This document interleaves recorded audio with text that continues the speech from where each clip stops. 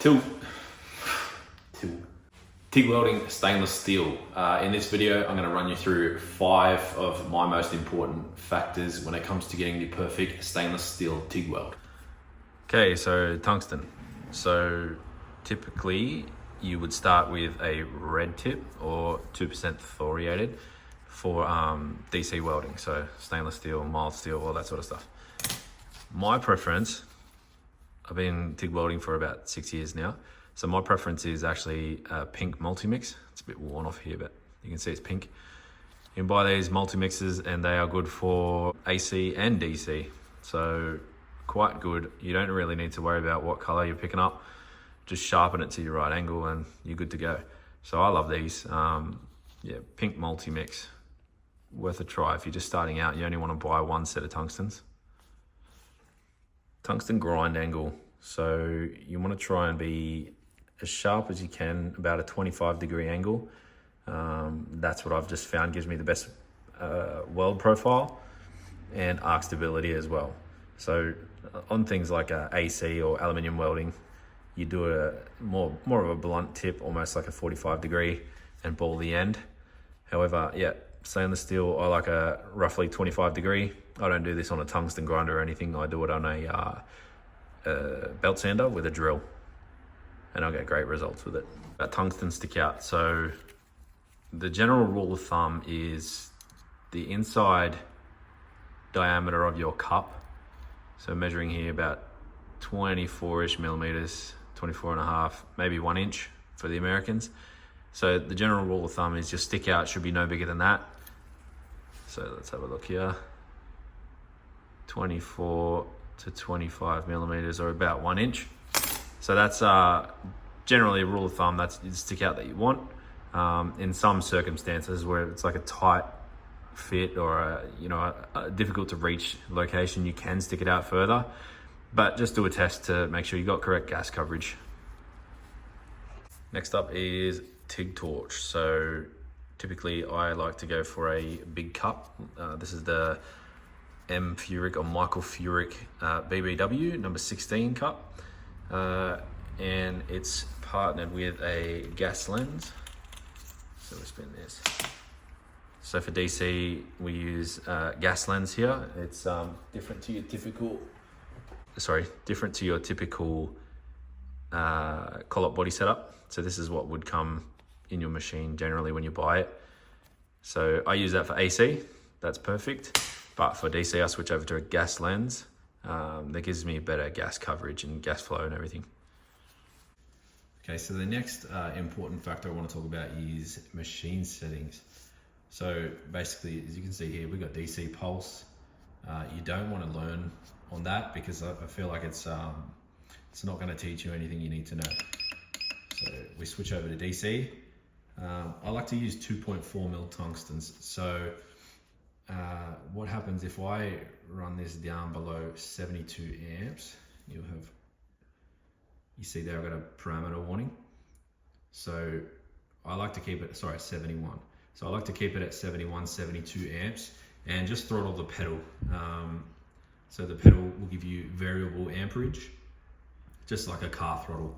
So I stick it on 72, but when I'm welding like 1.6 mil stainless steel tubing, you don't need 72 amps at all. I'll feather the throttle. I think it ends up around 55 amps or so. I can't actually see while I'm doing it, but I set it at 72 to avoid the parameter warning. And I run, half throttle or 3/4 throttle, just whatever suits the heat input that I need for each piece of tube. So you have your amperage, downslope time, finish amperage, post flow. So as you can see there, I've got 7 seconds of post flow. We'll go over that in a minute.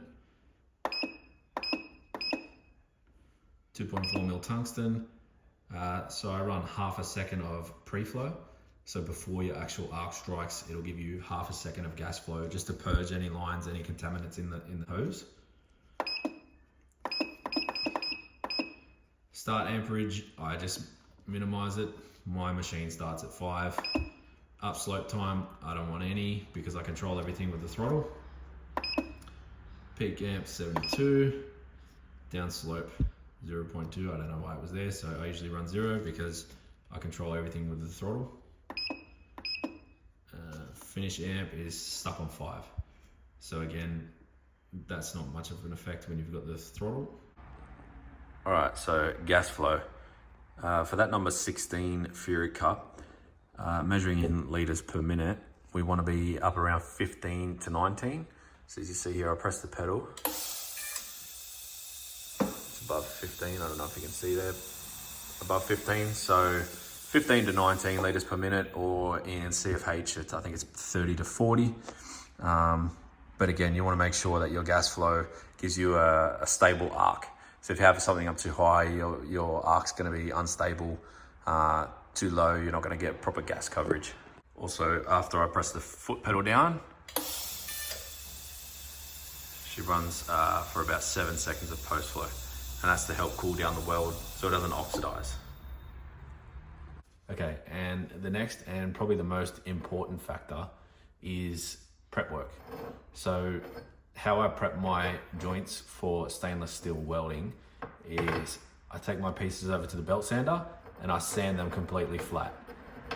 So that way, when you butt them up against the next piece, you don't have any gaps, no gaps whatsoever. That is what's going to give you a good foundation for a solid, consistent weld. After I flatten them out on the belt sander, I move over to the die grinder and I use carbide burr. That just takes any burrs out of the inside. It knocks down any burrs on the inside, leaving a nice clean weld. Then I step over to Scotch-Brite. I'll use this and I will scuff up the material inside and out, cleaning any contaminants that you need to get rid of. Then I'll move on to acetone. I've just got some acetone in a cup here with a rag. I'll wipe it down, get rid of anything, any fingerprints, any grime, grease, anything. And the final step that I like to take is a map torch. And I'll just go around and give it a quick burn on the joints. So that will get rid of any sort of lint or anything you have left over from the rags.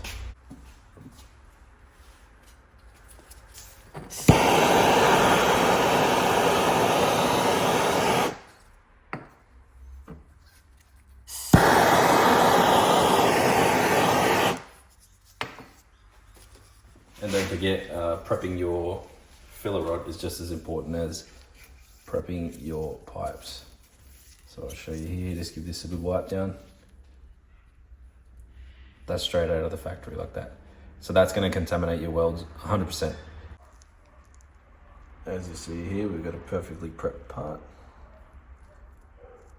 Everything is clean, deburred, nice and shiny. Okay, so now we got our pieces prepped. We're ready to tack them together. So you get the two faces that you've flattened, obviously the ones that are dedicated for your joint to weld. Just go around and double check that you haven't got any gaps anywhere and the fit up is perfect, because that's the key to getting a proper weld. So once you're happy with fitment and no gaps, we can go ahead and tack it. So what I like to do is I like to just put about 3 to 4 tacks all the way around, space them out evenly, because anything less than that, if you start to weld on one side and you've only got 2 tacks holding the piece together, you start to weld on one side, it's very likely that the opposite side is going to break, and before you know it, you'll come around and you'll have a millimeter gap on the other side, and that's no good. So make sure everything's tight, tack 3 to 4 tacks all the way around, holding it flat and together, and that's when we'll put our purge plugs in and run our purge through the inside.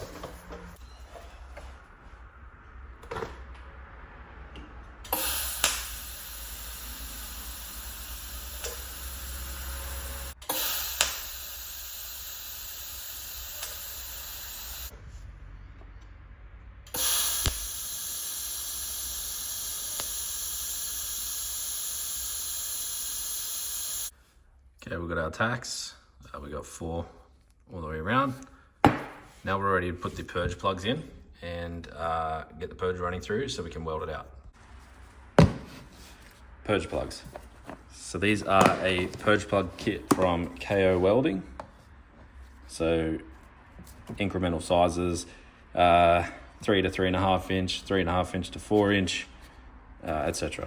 So you got one blue, one pink or peach color. So they go in each end of your pipe. Hook up a quick connect gas hose here, and that gives you sufficient purging or gas running through the inside of your pipe, so that when you're welding, you don't get any sugaring or blow through on the other side, which is no good for stainless steel. Stay. High temp silicon plugs, quick connect gas fitting there, diffuser on the inside, and we put one at one end, one at the other end, and we connect our gas fitting to the bottom, and we run argon through the inside, and it will replace the oxygen, giving it the best quality weld on the inside. So I'll see if I can show you an example of a section that is not purged versus a section that is purged. Anyway, we'll get our gas line connected and we'll start welding this out.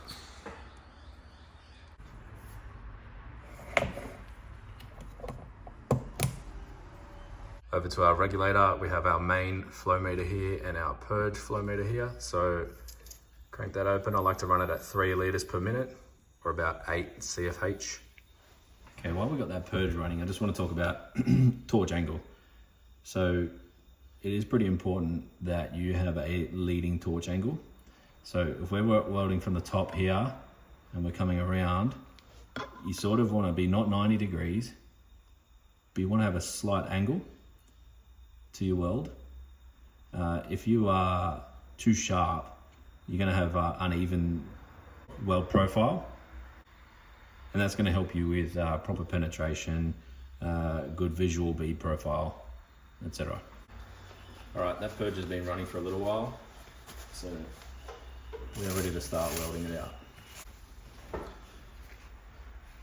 So small diameter pipes, I like to start in a very comfortable position. I can actually rest my hand here.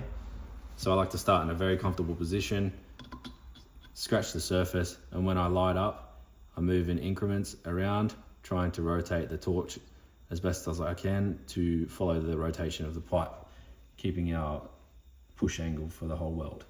All right, let's do it.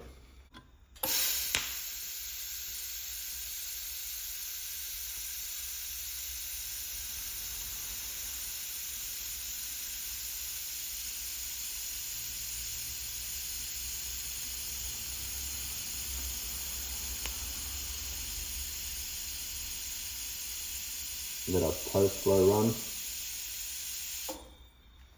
Okay.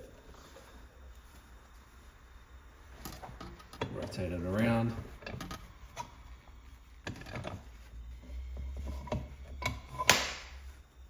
Now you want to start your arc back on the last sort of ripple that you made. Let the puddle wet out so the toes are in the same sort of profile as the last when you stopped. Continue to bring it around.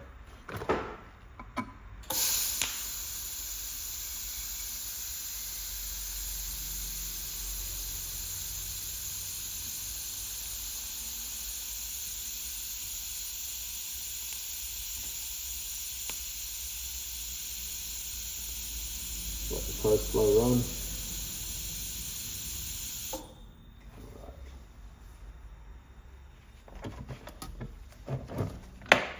Rotate it around and keep going.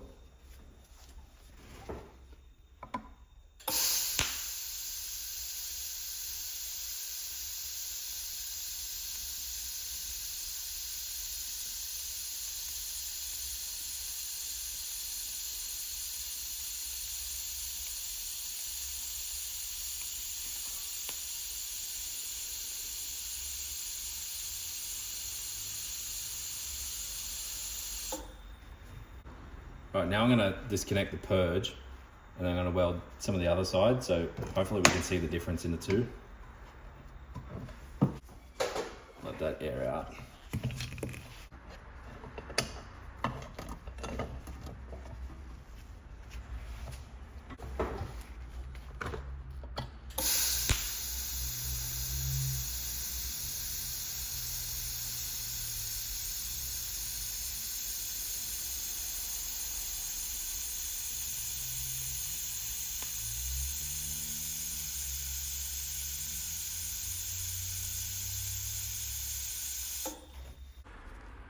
right, so there we have our weld bead. So the nice gold color.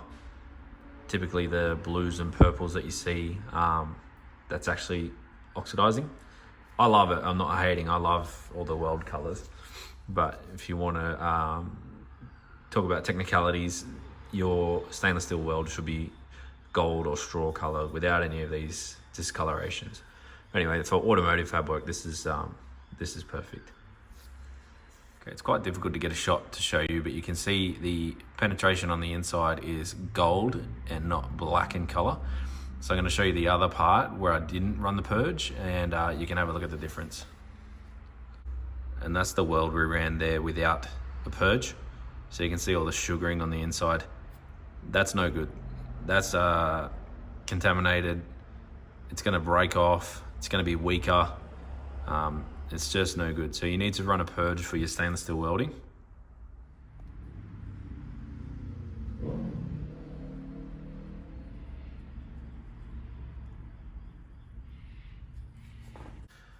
Another thing to consider is these gloves, nitrile gloves. It's a good way to protect your hands, for one, from all the chemicals and acetone and all that sort of stuff, but it also helps with contamination on your pipe work. So it won't leave oily residue, fingerprints, or whatever. So good tip. All right, so that wraps up this video. I don't claim to be a perfect welder. I just do my best. So let me know in the comments below if there's anything that you do differently, if there's anything I left out. If you need any tips or anything, reach out. I'm happy to help. And I might also do an aluminium video next, so how I weld aluminium joints for automotive fabrication. But yeah, let me know in the comments below. And yeah, also if you want to see how I made a full stainless steel exhaust system for a Harley Davidson Softail, click this video here, and leave a like and subscribe if you could, please.